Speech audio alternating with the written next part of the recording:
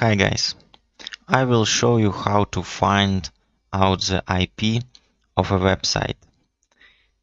In Start menu, type CMD.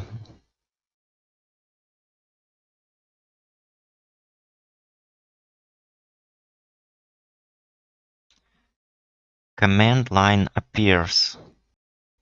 On the command line, write ping and the name of the site whose IP you want to know.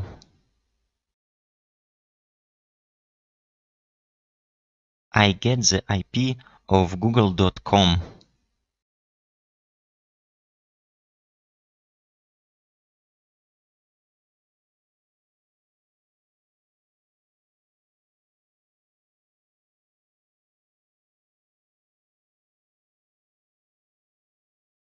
Here is the IP of the site. Here is the data packet that we send to check and quality of the connection. We see that all packages have arrived. Subscribe to the channel and like this video. Thank you all for watching. Bye guys.